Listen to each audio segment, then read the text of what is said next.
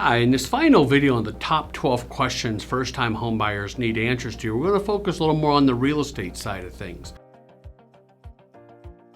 First is, okay, how do I choose a home or neighborhood to live in? Second is, should I buy a condo, a townhouse, or a single family home, and what are the differences? And then third is, should I buy a brand new home or an existing home? So we'll cover these three questions here for you. And when it comes to choosing a home or neighborhood, one of the most important things to consider if you have kids is the school district. The school district will often drive you to certain neighborhoods. Some of the school districts you may want, I want the ABC elementary school. So you gotta live within that school's boundaries. So that's usually one of the main driving factors for choosing a home or neighborhood for many people.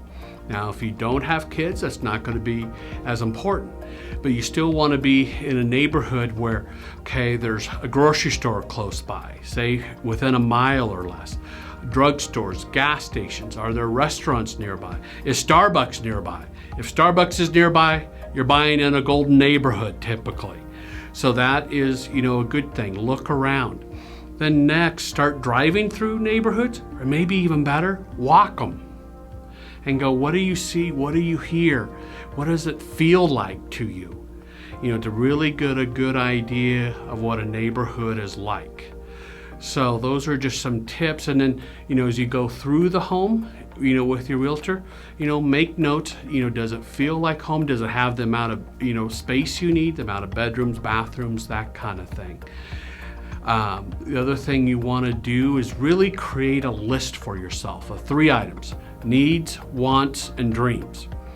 What do you need in your home? And maybe you got 2 kids, so you need 3 bedrooms and 2 bathrooms. Maybe you need a yard because you have pets, or for your kids to run around outside. Wants may be a garage or a great kitchen or a basement. Dreams may be, okay, we want home theater room. We want a huge patio or deck. We want a man cave, that kind of thing, or we want a 3-car garage. Those are sort of your dreams, and you need to write them down, and so that you can do a checklist for every home you look at to help you choose the right home for yourselves. Did I hit everything? You did. You absolutely did. Okay. Finally, I'd encourage you to buy a bigger home that needs remodeling. Oh yeah, right. Oh, okay. A final tip I will give you of this, I've seen many of my first-time home buyers especially make this mistake, is they buy a really small, gorgeously remodeled home. And then 2-3 years later, they're coming back to me to buy another bigger home. And so I'm always one to encourage you to buy a little bigger home. Maybe it's not as remodeled, because you can always remodel it. You can't always add on to a house because of zoning and HOA rules, but also adding on to a house is incredibly expensive. So I encourage you to buy a bigger home than you may need right now, especially if you have kids or want to have kids. Another thing to consider is buy the cheapest home in the best neighborhood you can afford. That is usually, a great idea, a great value, because homes in the best neighborhoods typically appreciate more than homes in lower class neighborhoods. So I hope that you found this information valuable. Please subscribe to my page and feel free to share this. But also, if you have questions, comments, post them down below. Second, everyone wants to know, should I buy a condo, a townhouse, or a single family home? And let me explain the differences. A condo means you just own the airspace in between your exterior walls.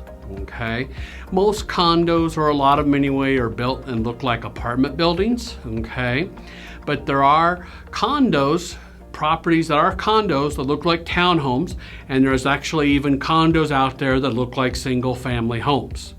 So you got to be careful there of where sometimes it's labeled legally as a condo, but it might be a single family home. Builders have built, especially 20 years ago, a lot of detached single family homes they titled as condos, okay?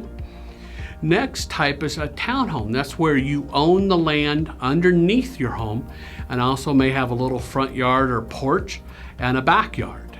And you own that as well. And so there's never anyone above you or below you, which is really nice and stuff that usually everyone really likes to have. But townhomes are always a little more expensive than condos, okay? Third type is just a single family home, okay? And so these are usually always detached. Sometimes they are attached, but generally speaking, they're detached homes. But these are the most expensive because you get the biggest lot, you get more, maybe more square footage. So there's just always more demand for single family homes. So just realize that and stuff. But those are the different types of housing. Condos are usually always the cheapest. Townhomes are a nice middle ground, and single family homes can be the most expensive. And just know this, as a first-time home buyer, there's no shame buying a condo or townhouse your first time. Shoot, my wife and I did that, in our first home 21 years ago, because we had a lot of student loan debt. So all we felt like we could really afford was a condo. So that's what we bought. And then 2 years later, after paying off some debt, we went and bought a single family home. And there's nothing wrong with that. A lot of times we got to take steps into real estate. And I just encourage you to get invested, as soon as you can. The third question I want to answer for you here today in this video is, should we buy a new home or an existing home? I know for some people, buying a new home is almost a romantic, idyllic notion for them, where there's a lot of emotions involved in it, because they just, wow, we want to own a new home that no one else has lived in. And okay, great. And you may get to choose some of your finishes like countertops and flooring and paint colors with a new home. And that can be great, but know that there's some downsides, especially financial downsides with buying a new home that almost no one knows about or thinks about. First off is you're gonna have to get window coverings for all those gorgeous windows in your new home. At $300, $400, $500 an opening. You may also have to buy your own appliances. A third set of charges is the backyard, of where you're gonna have to put in a yard, maybe a fence, a patio or deck.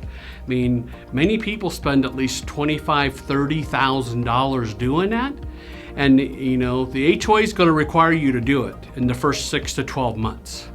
So you just gotta plan on that being a cost. So if you don't have that money in savings, I probably wouldn't buy a brand new home, okay? Another financial downside of brand new homes and homes built really in the last 10 years is all of them have pretty much been built with using what's called a metro district. It's a special taxing district to help the builder build out the community. But these metro districts have very expensive taxes typically. Don't be surprised if the home has a property tax bill of $6,000, $7,000, $8,000, whereas a comparable home that's 10 years old might have property taxes of only $4,000 instead of $6,000. So that $2,000 a year is about $160 a month. So that's like $40,000 on home buying power. So if you buy in a new metro district, you got to reduce your price point by about $40,000, which can be really difficult to do, because one of the things that people don't know is that new homes typically always sell for about 15% more than existing homes. So new homes are just more expensive for you to buy. Now with an existing home, okay, they're usually always cheaper, but they also come with the window coverings, usually appliances. They've already got the patio or deck, they got the backyard, they got fence. Something else they may have mature landscaping and shade trees. Whereas on a new home, you're like moving into the prairie where there's almost no landscaping and no trees. And for me, anyway, like in my house that's about, 27 years old? My favorite room in our house is the patio, because we have 5 big shade trees out there, and our patio is in the shade for a huge majority of the day. And I'm often out there working or just relaxing until lunchtime, and then again in the evening, because I love being out on my patio because of the shade trees. And you're not going to have that in a new home, but you can have that in an existing home. So that's important to me. It may not be important to you, but it is just something to realize of a difference between a new home and an existing home.